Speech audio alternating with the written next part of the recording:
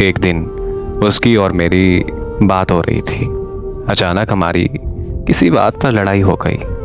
उसने मुझसे नाराज़ होकर बात करना बंद कर दिया। यहाँ तक कि उसने मेरा नंबर भी ब्लॉक कर दिया।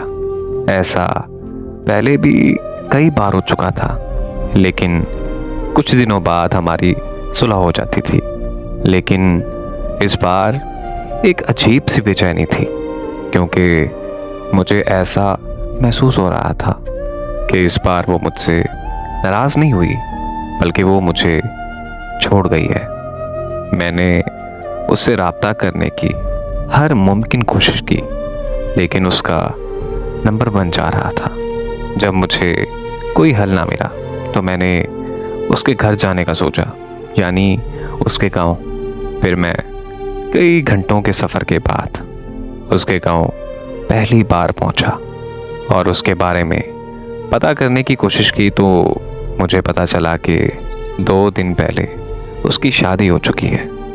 ये सुनते ही मेरे पैरों तले ज़मीन निकल गई। मेरे हाथ पांव सुन हो गए थे।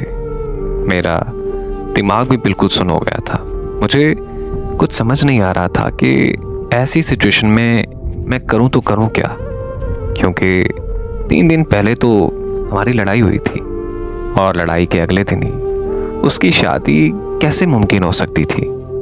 तब मुझे समझ आया कि उसने मुझसे लड़ाई जानबूझकर की थी, क्योंकि वो किसी और से शादी करने जा रही थी और वो ये नहीं चाहती थी कि मैं उसे बेवफा समझूं। इसलिए उसने मुझसे लड़ाई करके नंबर बंद कर दिया था, ताकि मुझे यही लगे कि वो मुझे मेरी ज़ाती गलती की वजह से छोड़कर चली गई। लेकिन मैं हैरान इस बात पर हूँ कि हमारा रिलेशन 2 साल तक रहा और मुझे कहीं से भी नहीं लगा था कि वो मुझसे मोहब्बत नहीं करती या फिर एक दिन मुझे ऐसे धोखे से छोड़ जाएगी। आज मैं जिस दर्द और तकलीफ़ से गुज़र रहा हूँ, ये मैं जानता हूँ या मेरा खुदा जानता है। उसने तो अपना घर बसा लिया, लेकिन मेरा क्या? जो हज़ारों ख्वाब एक साथ देखे थे, उन ख्वाबों का क्या? कोई मजबूरी थी या फिर घर वालों का प्रेशर था? आखिर मुझे बताकर चली जाती, लेकिन मेरे साथ ऐसा गंदा खेल खेल कर तो ना चाहती कि जिसके बाद मेरी सारी ज़िंदगी अज़ियत में गुजरे।